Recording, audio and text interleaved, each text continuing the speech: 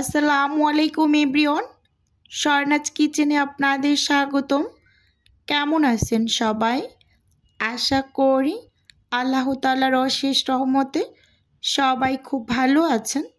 আমরাও আলহামদুলিল্লাহ ভালো আছি। আজকে আমি আপনাদের সাথে শেয়ার করব শুকনো চালের গুঁড়ো দিয়ে তেলের পিঠার রেসিপি। প্রথমে এখানে আমি একটা বোল নিয়ে নিয়েছি, সেই সাথে মেজারমেন্ট কাপ দিয়ে মেপে 2 কাপ শুকনো চালের গুঁড়ো নিয়ে নিয়েছি আর 1 কাপ নিয়ে নিয়েছি এই যে এখানে এখন ময়দা, স্বাদ অনুযায়ী লবণ দিয়ে দিলাম। এখন হাত দিয়ে শুকনো উপকরণগুলোকে ভালোভাবে মিশিয়ে নিচ্ছি। এখন এখানে আমি হাফ কাপের মতো ব্যবহার করছি গুড়। আপনারা চাইলে এখানে গুড়ের পরিবর্তে চিনিও ব্যবহার করতে পারেন। হাফ কাপ গুড় খুব ভালোভাবে কিন্তু হাত দিয়ে ঘষে ঘষে এই যে চালের গুঁড়োর সাথে ভালোভাবে মিশিয়ে নিতে হবে। আর এই কাজটা কিন্তু অবশ্যই একটু সময় নিয়ে করবেন।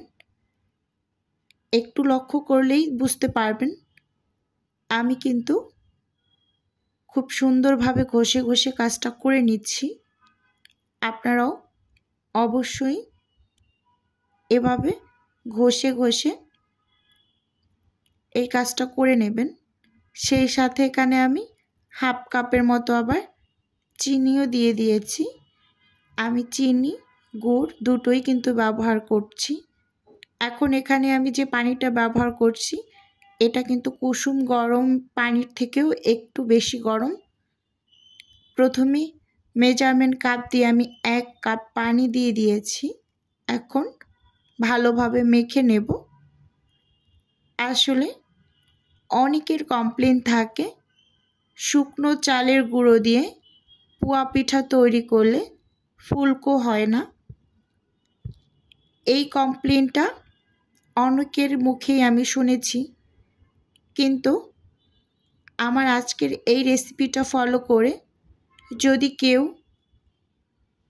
পুয়া পিঠা বা তেলের পিঠা তৈরি করে, আমি 100% গ্যারান্টি দিয়ে বলছি তার পিঠা একেবারে ফুলকো হবে। কারণ টুকিটাকি কিছু টিপস যদি ফলো করা যায় তাহলে অবশ্যই আপনার পিঠা ফুলকো হতে বাধ্য হবে। দেখুন খুব সুন্দরভাবে কিন্তু ব্যাটারটা রেডি করে নিচ্ছি। ভালোভাবে মেখে নিতে হবে আর এই কাজটা অবশ্যই হাত দিয়ে করে নেবেন।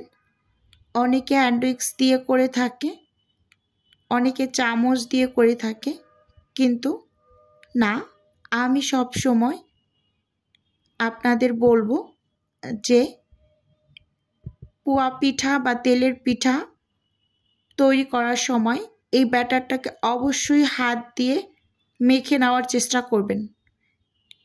এতে করে খুবই ভালো একটা রেজাল্ট পাবেন। খুব ভালোভাবে কিন্তু ব্যাটারটা রেডি করে নিচ্ছি অল্প অল্প কুসুম গরম পানি ব্যবহার করে। এখানে যে পানিটা মোট কথা ব্যবহার করবেন সেটা কুসুম গরম পানির থেকে একটু গরম হবে, যা আপনার হাতে সহ্য করতে যাতে করে একটু কষ্ট হয় এরকম পানি। দেখুন বন্ধুরা কিভাবে করে মেখে নিচ্ছি। অবশ্যই সময় নিয়ে ধৈর্য সহকারে কাজটা করে নেবেন। যখন হাতটা উঁচু করবেন ধীরে সুস্থে টপ টপ করে ব্যাটারটা নিচে পড়বে, বুঝতে হবে একেবারে পারফেক্টলি রেডি হয়ে গিয়েছে। এই যে আমি খুব সুন্দরভাবে রেডি করে এখন এটাকে রেস্টে রেখে দেব আধা ঘন্টার মতো। এই যে আধা ঘন্টা পর একেবারে পারফেক্টলি ব্যাটারটা সেট হয়ে গিয়েছে। এখন আমি এই যে চামচ দিয়ে একটু দেখিয়ে দিচ্ছি আপনাদের। দেখুন উঁচু করলে একেবারে আস্তে ধীরে পড়তে থাকে। আর এই ব্যাটারটা দিয়ে যদি আমি পিঠা তৈরি করি এখন প্রত্যেকটা পিঠা ফুলকো হবে। আমি সব সময় পিঠার ব্যাটারটা রেডি করে এরকম রেস্টে রেখে দিই, পরে পিঠা তৈরি করে নিই। এই যে এখানে আমি হাফ চামচ বেকিং পাউডার দিয়ে দিয়েছি। আপনাদের হাতের কাছে যদি পাউডারটা থাকে তাহলে ব্যবহার করবেন, আর না থাকলে স্কিপ করে যাবেন। খুব সুন্দরভাবে বেকিং পাউডারটাও ব্যাটারের সাথে মিশিয়ে নিচ্ছি। আর একটা কথা বলে নিচ্ছি, বেকিং পাউডারটা অবশ্যই পিঠা তৈরি করার আগে ব্যবহার করবেন। এর কার্যকারিতা কিন্তু খুব বেশি সময়ের জন্য না, তাই বলছি যখনই পিঠা বানাবেন তার 5-7 মিনিট আগেই ব্যবহার করবেন ব্যাটারের ভিতরে। এটা সব সময়ের জন্য মনে রাখবেন। খুব সুন্দরভাবে আমি মিশিয়ে নিয়েছি, এর মাঝে কোনো গোটা গোটা অংশও নেই, দেখেই বোঝা যাচ্ছে। এখন আমি পিঠাগুলোকে তৈরি করে নেব।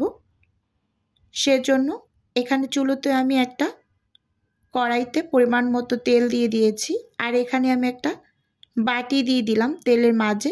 সবগুলো পিঠার সাইজ যেন একই হয়, সেজন্য এই বাটির উপরে আমি পিঠার ব্যাটারটা দিয়ে পিঠাগুলোকে তৈরি করে নেব। আপনাদের কাছে এরকম যদি কোনো বাটি না থাকে তাহলে গোল যে চামচগুলো হয় সেই চামচগুলো তেলের মাঝে এভাবে করে গরম করে তার উপর ব্যাটার দিয়ে পিঠা তৈরি করে নিতে পারেন। তাহলে হবে কি, পিঠাগুলোর সাইজ সব একই রকম হবে আর দেখতে মাশাআল্লাহ খুবই সুন্দর হয়। দেখুন বন্ধুরা, তেল ভালোভাবে গরম করে এই যে আমি একটা পিঠা দিয়ে দিয়েছি। দেখুন মাশাআল্লাহ পিঠাটা কিন্তু খুব সুন্দরভাবে ফুলে উঠেছে। আর এভাবে করে আমি সবগুলো পিঠাই তৈরি করে নিয়েছি। প্রত্যেকটা পিঠাই কিন্তু এভাবে ফুলকো হয়েছে। আপনারা যদি এরকম ছোটোখাটো কিছু টিপস ব্যবহার করে পিঠা তৈরি করেন তাহলে আপনার পিঠাও ফুলকো হতে বাধ্য হবে। পিঠা তৈরি করতে করতে আমার প্রিয় আপু এবং ভাইদের উদ্দেশ্যে একটা অনুরোধ রাখছি, আমার ভিডিওর কোনো অংশ যদি আপনার কাছে একটুখানি হলেও ভালো লেগে যায় তাহলে অবশ্যই চ্যানেলটি সাবস্ক্রাইব করে পাশে থাকবেন। আর ভিডিও শুরুতে একটা লাইক দিয়ে ভিডিও দেখা কন্টিনিউ করবেন। আপনার একটা লাইকই পারে আমার এই ভিডিওটা আরও 8 থেকে 10 জনের কাছে পৌঁছে দিতে। তাই দয়া করে বলছি, ভিডিও দেখার শুরুতে একটা লাইক দিয়ে ভিডিও দেখবেন। এই যে আমি আরও একটা পিঠা কিন্তু আপনাদের ভেজে দেখিয়ে দিচ্ছি, এটাও কিন্তু খুব সুন্দরভাবে ফুলে উঠেছে। এখন আপনাদের সাথে সব পিঠাগুলো বানিয়ে শেয়ার করছি। দেখতেই পাচ্ছেন বন্ধুরা পিঠাগুলো কতটা সুন্দর হয়েছে, আর খেতে কিন্তু ভীষণ ভালো হয় এই তেলের পিঠা বা পোয়া পিঠা। ভিতরটাও একটু দেখিয়ে দিলাম। দেখুন, আজকের ভিডিও এ পর্যন্তই রাখছি। দেখা হবে নতুন কোনো রেসিপিতে। আল্লাহ হাফেজ।